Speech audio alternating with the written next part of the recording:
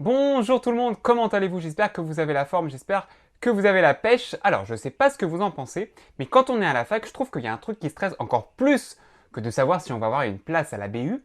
Ce truc qui stresse encore plus, c'est de savoir si on va être accepté dans un master. Moi, je trouve que c'est assez stressant parce que finalement, c'est vraiment en master où on commence à rentrer dans le cœur du sujet et vraiment à étudier ce que l'on aime sincèrement. Mais le problème du master, c'est que très souvent, il y a une sélection et cette histoire de la sélection, qu'elle ait lieu d'ailleurs en master 1 ou en master 2, cette histoire de sélection est très stressante. Donc, je me suis dit que ça pourrait vous intéresser que je fasse une vidéo sur mon expérience du master 2 puisque j'ai fait un master 2 droit privé fondamental. Je me suis dit que ça pourrait en intéresser plus d'un. Et donc, dans cette vidéo, je vais te présenter très rapidement mon parcours, ensuite ma sélection en Master 2 avec notamment l'entretien de Master 2. Ensuite, je te parlerai également des notes que j'ai eues en Master 2. Et enfin, j'aborderai la question du mémoire de Master 2. Mais avant d'aller plus loin, je voulais te dire un truc très important. Si tu as besoin de motivation, si tu as besoin de conseils pour réussir tes études, eh bien, n'attends plus une seconde avant de t'abonner à la chaîne pour ne rien louper des prochaines vidéos. Parce que sur ma chaîne YouTube, tu trouveras plein de conseils, plein d'astuces pour réussir tes études. Et puis d'ailleurs, puisque j'en parle, tu peux aussi venir me rejoindre sur Instagram où quotidiennement j'essaie de t'envoyer plein de bonnes ondes positives,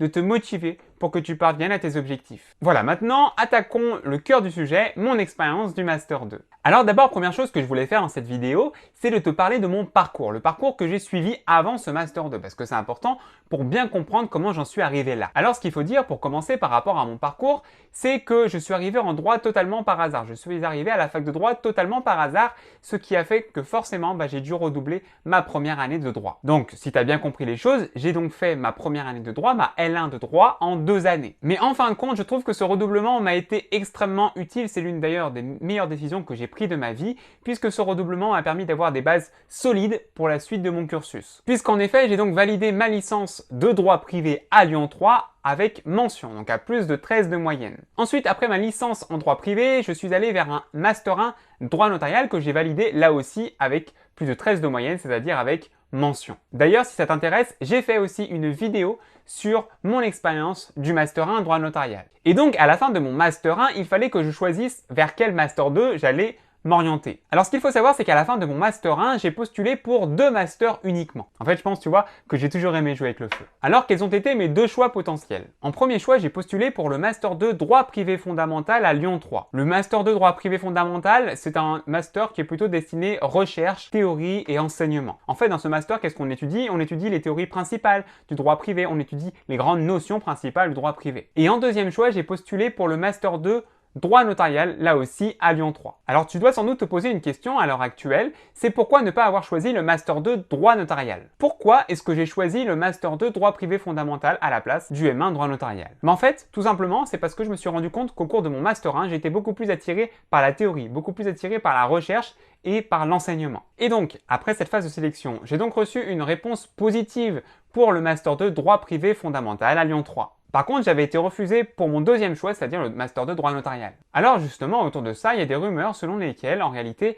les recruteurs, les directeurs en général de Master 2, se fondent sur le premier choix que tu as fait dans ta sélection, dans ta liste de sélection. C'est-à-dire que si tu as fait le premier choix de leur master, ils vont plutôt regarder ton profil. Tandis que si tu as choisi en second choix ou en troisième ou en quatrième choix leur master, ils risquent de ne pas s'attarder sur ton profil. Alors après, c'est des rumeurs, je ne sais pas ce que ça vaut, mais j'ai toujours entendu parler de ça. Alors ensuite, il faut que je parle de mon entretien de Master 2. Comment s'est passé mon entretien de Master 2? Alors déjà, première chose, j'ai eu mon entretien avec le directeur du Master 2, c'était le professeur Frédéric Zenati Castin. L'entretien se déroulait le matin, je me rappelle, il faisait très chaud et c'était en plein été. Je me souviens même avoir attendu 3 heures dans des escaliers assis en attendant que ça soit mon tour. Parce que vu que l'entretien se déroulait à Lyon, on privilégiait les personnes qui venaient de l'extérieur. Donc j'ai attendu 3 heures dans la chaleur, puis vient mon tour. Et alors que je pensais que mon entretien allait durer super longtemps, mon entretien n'a duré que 2 minutes, sans te mentir. C'est vraiment allé très vite. Comment ça s'est passé? Eh bien, je me suis très rapidement présenté auprès du directeur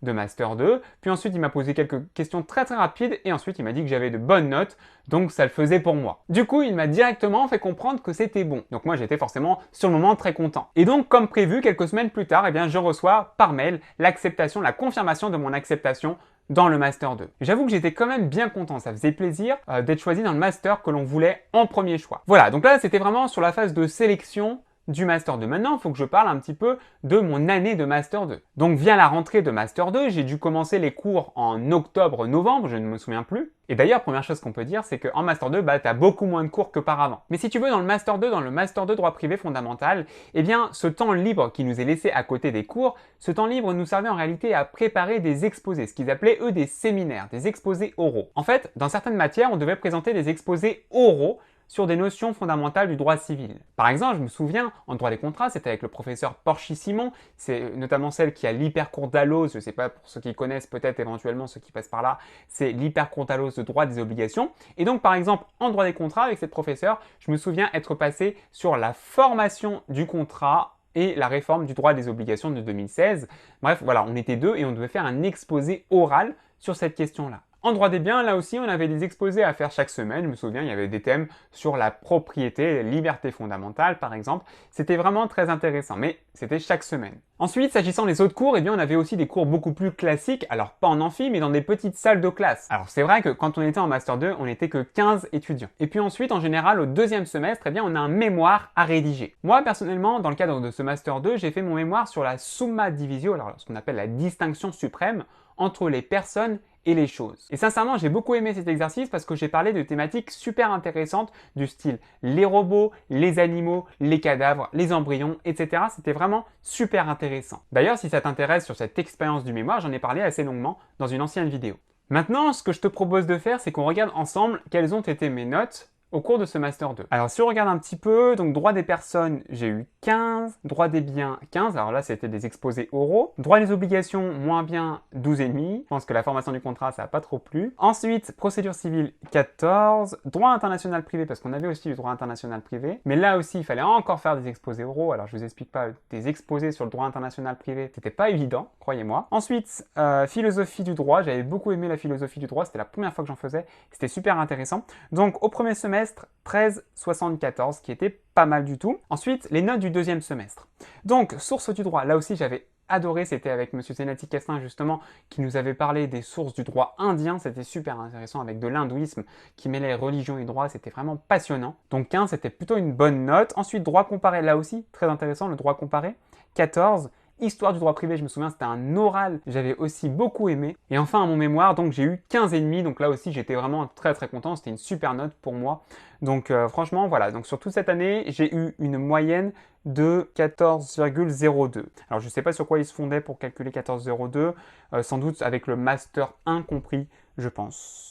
Peut-être, voilà. Donc toujours est-il que j'ai eu mon master donc avec une mention assez bien. Donc voilà, j'avais envie de te partager un petit peu mon expérience du master 2, mes notes également. Et je voulais vraiment te montrer en cette fin de vidéo que même si tu as redoublé, eh bien tu peux trouver et tu peux avoir le master de ton choix. Parce que regarde, moi j'ai redoublé ma première année de droit et sincèrement, eh bien j'ai trouvé le master de mon choix, le master que je voulais. Donc ça c'est vraiment un message d'espoir et d'encouragement et de positivité pour vous, pour ceux qui ont redoublé, qui pensent ne jamais avoir de master. Alors avant de partir, si tu as bien aimé la vidéo, eh bien n'oublie pas de liker et de t'abonner à ma chaîne. Pour toi c'est peut-être pas grand chose, mais pour moi le soutien est énorme. Alors à très bientôt et n'oublie jamais, ne cesse jamais de croire en toi. Ciao.